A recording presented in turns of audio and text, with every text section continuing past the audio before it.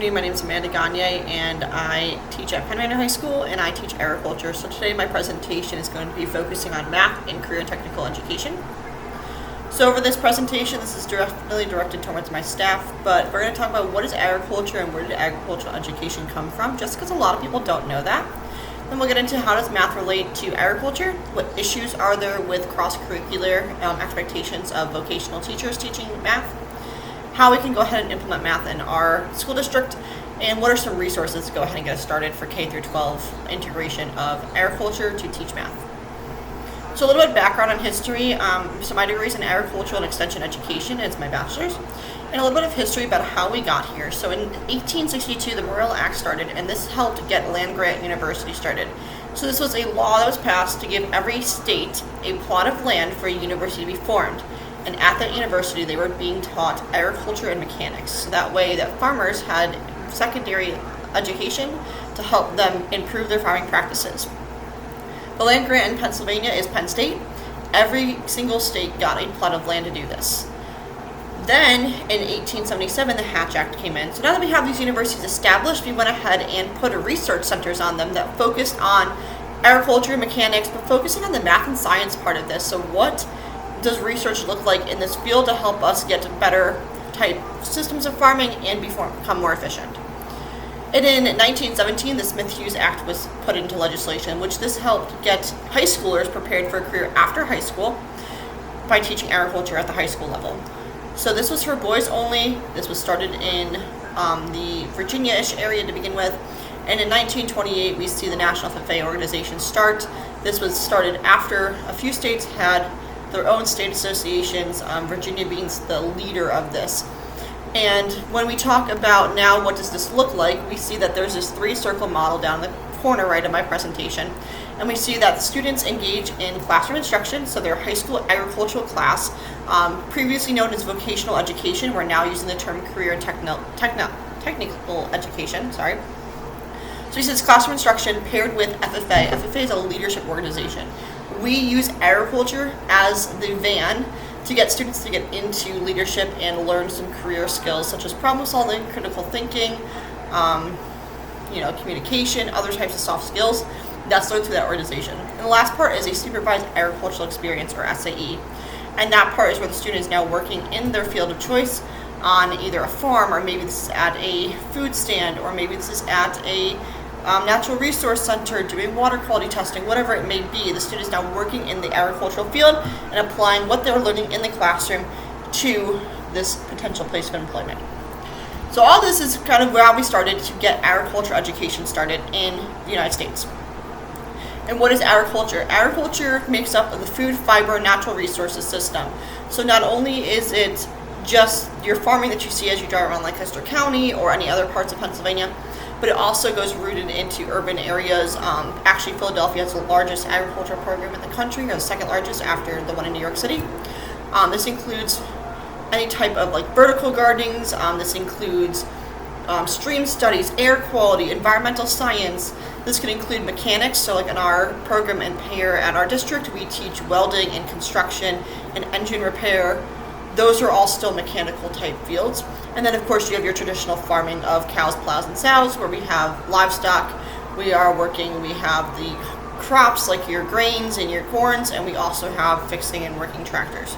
So all this combines together to be agriculture. We encompass a lot of things within this program, which is then how we get to be able to incorporate so many different math skills. So there was a study done. The study was done to see what skills farmers need and how math is used in farming. Out of all the farmers that were interviewed in this study, 54 tasks were identified that have how math relates to on-farm work. They needed not just a basic level of understanding of math, but a sufficient understanding of math.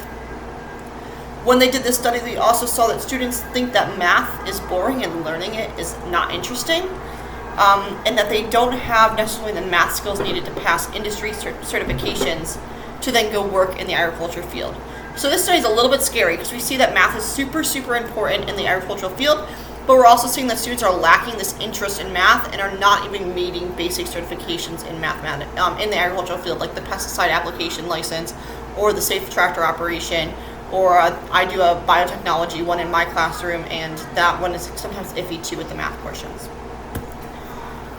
Another study showed that Carl's D. Perkin was the act that was in 1990 that approved funds to get career and tech ed. Again, we're getting rid of that vocational education name and using career and technology education to go ahead and get these funded. This was done because students are not hitting the basic understanding of science and math. And teaching it through agriculture, we can incorporate more about the world around them, and we can implement science and math. When No Child Left Behind was in action, we saw that students were taking these additional classes to help meet the benchmarks in their core classes like science and math, and they were not taking these career and tech education courses. And this actually almost shut down career and tech ed across the country. So with the reform of what was No Child Left Behind to now Every Child Student Succeeds Act, we are seeing the increase in career tech ed and increasing of science and math being used in their curriculum to help boost these benchmarks that are needed. So how we can go ahead and apply them, a study was done by Anderson and Anderson, and this is the model that they showed. So first of all, we go ahead and introduce a career and tech education lesson. So I'm going to give the example that I've been using of meat science. So if I can introduce that as farmers, we go ahead, we slaughter animals, we go ahead then and process those animals, and when we're processing this in them, we make ground beef, for example, and we want that ground beef to be specific in the contents of fat to leanness to get a higher and best quality meat that we can make. So I can introduce that lesson. When I'm introducing that lesson, I'm going to go ahead and assess the student's math awareness and the relation to the CTE course that they're in. So that my example, they're in animal production. This can work for welding, this can work for our construction classes, our intro to mechanics classes, floriculture, plant science, whatever the content area may be. Once I go ahead and kind of get a base level of where my students are at, I'm going to work through the example. And we're going to work through this example inside the lesson. So in this lesson, they go ahead and they make ground beef after putting two different fat contents together, and they cook off the beef and they see what the new fat percentage is. And once we have that working, we can go ahead then and see that that is actually a Pearson square method of combining two objects together to get something new. We do it with feed as well in the livestock industry. So we can go ahead and embed that into the lesson. They work through the problem solving portions of it. They go ahead and see the example laid out in front of them for math. They work through this example a few times. So once we do it once in the meat processing, we'll do like a few different examples combining different types of meats. So ground beef, we can look at ground turkey, we can look at sausage requirements. Then we can go ahead and we redo this topic again in the feed unit, where we're looking at putting corn and soybean together to get the certain percentages of proteins that are needed for the animals at different levels of work. So whether that's lactating, or maybe that is a bull that is going to be inseminating, maybe that's a horse that is working on a trail versus a horse that is pregnant versus a sow that is being raised for a market animal. All those animals have different requirements, and we can go ahead and mix feeds together to get those protein percentages. So we're going to work through multiple examples. Students are then demonstrating their understanding. They're understanding then how like these percentages come together. They're understanding ratios, the balancing of all that, and we can go ahead and do a formal assessment to see how that works. That's just one example of how math can be introduced into the CTE model using this framework from Anderson and Anderson. When we look at math and agriculture as a whole, we see that there are a few different things going on. So when students are taught math through an agricultural setting by a highly qualified teacher, so this teacher, highly qualified, is being used as a word to describe a teacher who excels in math themselves, and a teacher who understands how to teach math, the students will achieve higher in math than those who do not take an agricultural course with a highly qualified teacher.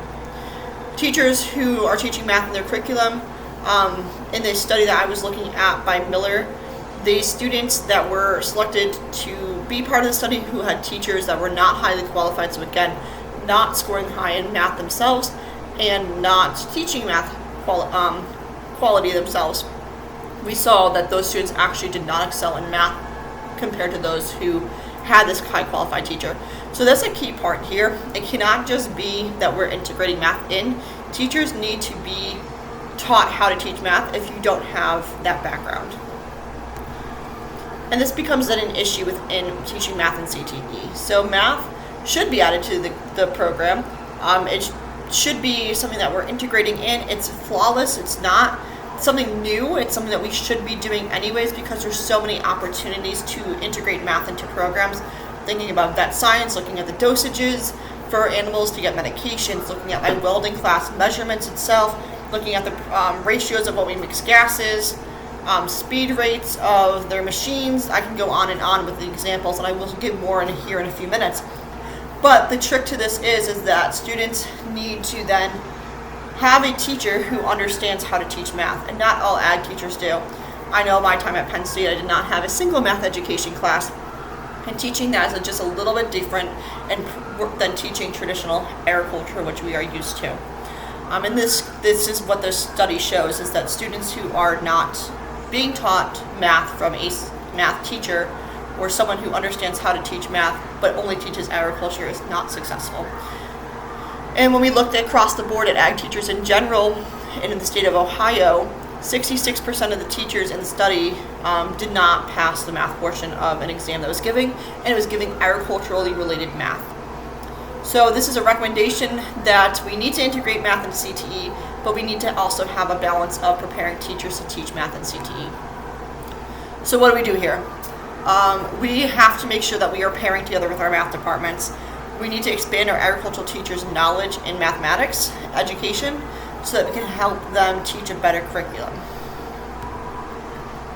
So how do we go ahead and apply this to our district? I think that we can't just have agriculture over here, science over here, math over here, and all these different departments. Coming together and creating like a STEM department will help focus on integration of science, technology, engineering, and math across all disciplines in the CTE realms. So this can include our folks up at Lancaster County CTC, as well as our agriculture department here in the district. The department will be compiled of teachers from these different disciplines and various grade levels to help make sure that we are hitting at every grade level, or at least every building in the district. So some different examples. So I mentioned a few earlier, but these are some different examples of how we can go ahead and integrate agriculture, CTC, all working together to integrate math. So when we're looking at mechanics, we're looking at measurements, conversions, melting points, equations for welding settings, CAD systems, engine theory, which has to talk about combustion and gases, animal science, meat formulation, fat percentages, disease prevention, vaccinations, weights, designing for the barns. In plant science, we're looking at fertilizer calculations, irrigation drip times, disease control as well, temperature. Floral design is all about patterns and arranging and looking at this size difference between different flowers and counting the numbers of flowers and business relation. We have crop rotation. Then of course agricultural business is very similar with economics, loans, startup loans, depreciation, and the list goes on and on. I do want to share, I did make a website that kind of goes on into more depth of how we can go ahead and mix our curriculums together for cross-curricular and CTE. So we're looking at this. We have a lot of opportunities of what students are already doing in our classes, and this is where a science or a math teacher can bring their classes over and we can combine together. Then our students can share their agricultural background, and that class can help bring in the math component. The two teachers can work together here in order to make this lesson. So like what I like to always point out is this lovely ladies up here with the dog. They had the dog, they took the height of the dog, they took the weight of the dog, they looked at a medication, and they read the medication directions, and they had to figure out how much does that dog need to get for their antibiotics based off how many days the antibiotics needs to be given, and based off of how much milligrams of that antibiotic needs to be given per weight of the dog. Perfect problem solving example using mathematics, something real life and tangible that they can do.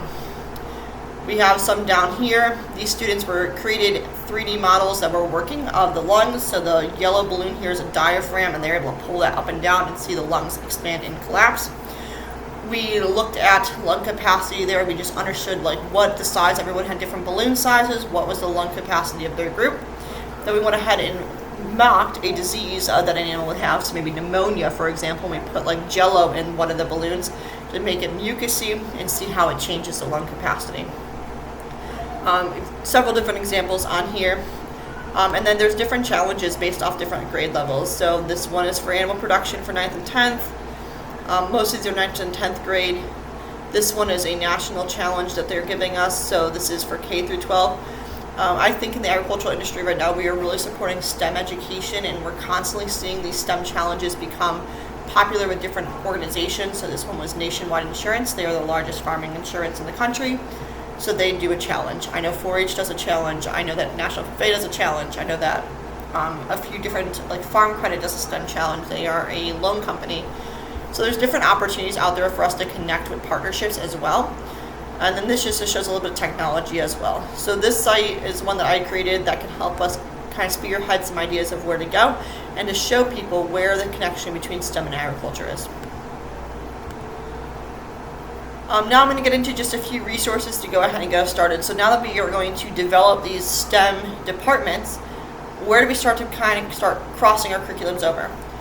Math on the Farm is a really great site brought on by the Iowa Association for Literacy and Foundation. They have a bunch of different lesson plans. They are all related to different grades. So this one's 2nd through 3rd grade. You can see here agriculture in the United States, all about milk, animal versus plant. This one actually uses math manipulatives. So this one is great. It's incorporating some of those math ed pedagogical skills that we want. So this one, the students go ahead and they are provided different problems that you would see on a farm. So corn is measured in bushels. Rick's combine hones 800 bushels of corn. If he unloads 475 bushels of corn into a truck, how much is left? Show your equation and strategy used. Very basic math problem that now uses something that's practical to them and relating to agriculture.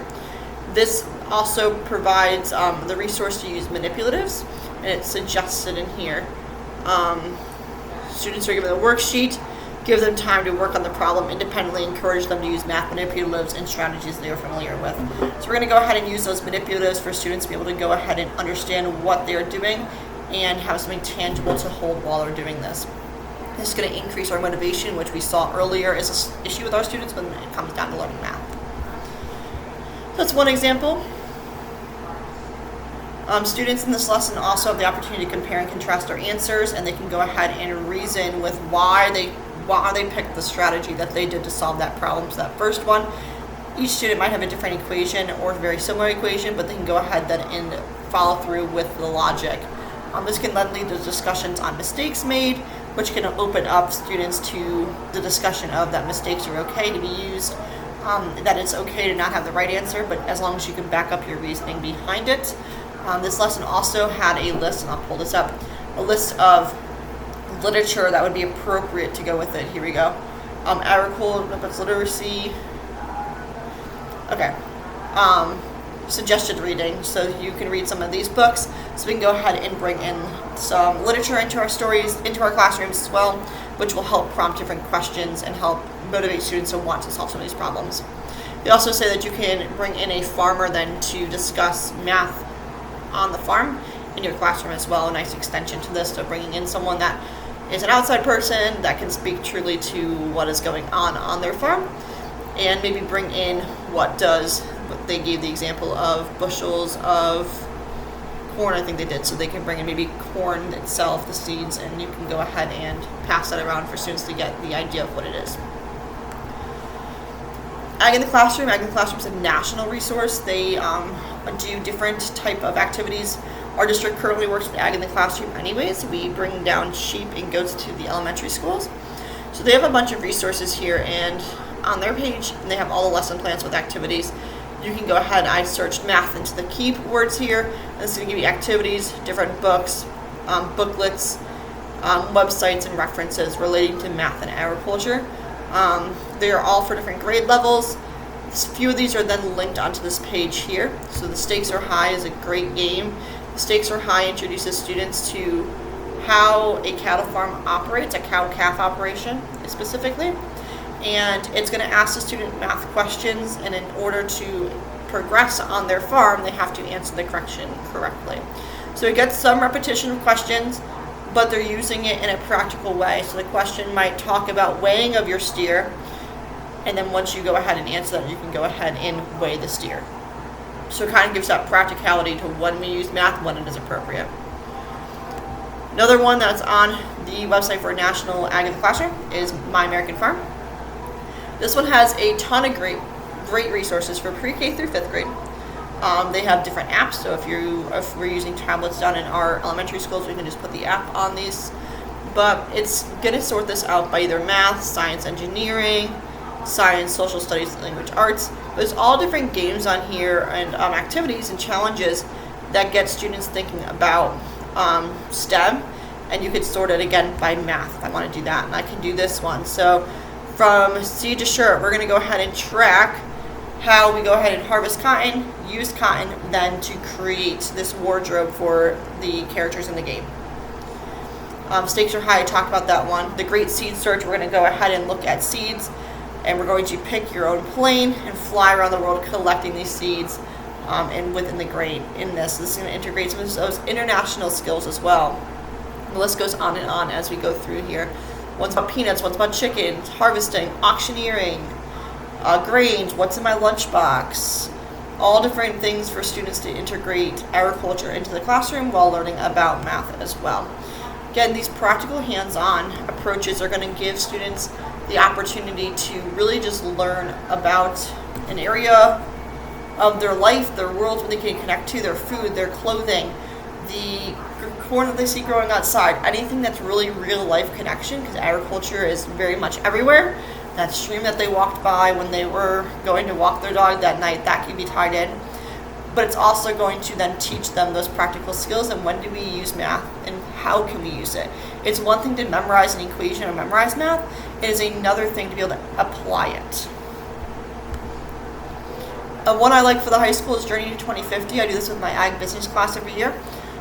So the question is, how will we sustainably feed nearly 10 billion people by the year 2050? This is a very real problem. By 2050, we plan to have 10 billion people on the planet, and I've been hearing this since I was in high school, and I graduated high school in 2014, and we still don't have an answer. So this provides students with a little bit of a challenge of, one, how do we solve this problem, but also a look into why it's going to become a problem, which is nice. It is an interactive game, so I'll just click here to play the game really quick. I'll play it from the teacher side. But this is a 6-unit lesson. And every unit comes with like a video that explains. It comes with a worksheet. It comes with a PowerPoint. And students are really trying to work on different farms in 3 different countries. So you're looking at Africa, you're looking at Japan, and you're looking at Canada. And you're going to learn first about, just how to play the game. Then you're going to look at nutrition, nutrients in the soil, water, economics, the land use, where in the world do these things come from, and then who we are as a career. And this game really focuses on sustainability, and it makes the students budget their money. So they are given X amount of money when they start, and then that has to get them through all the levels. And sometimes you have to buy nutrients for the plants, or you have to buy water, or you are buying property, or maybe you're helping donate to a local school, or you're selling them in the economic level. And every level builds on each other, and you can buy things around the farm to help create more sustainable. There you talk about the sustainability barrel. I'm going to see if I can find a picture of that here. And students want to make sure that that barrel is high at all times to get them to 2050. So, of course, I'm not going to find it now. It also has some different agricultural resources on it. So we look at the sustainability goals that are put out by the council. And there's some different videos here that show about agriculture as well. We're looking at the current population and the land that we have, so we can do some equations there as well. And again, you can sort this out by like lesson plans. You can sort this out by, here's one about food, feeding the world, what is a watershed. So this can kind of be integrated into anything. There's 7 different pages. pH we can look at, different grade levels. It's a really great resource to help go ahead and integrate in to your art classes while we are talking about integrating science and math into them. This is very something practical, and that's going to affect all of us at some point.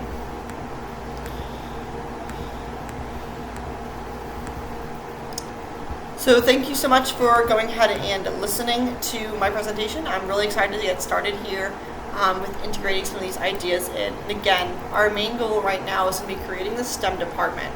I relate to some volunteers from the different departments that relate to science, technology, engineering, mathematics, as well as our CTE folks from either the Lancaster County CTEC or our district here to go ahead and start spearheading this. The idea is that once we have this department created, that we can start connecting classes. We have a lot of great spaces in our school to go ahead and collaborate with our courses. We just need to make it happen. And this is how we can do so, by integrating some of these different examples into our other courses.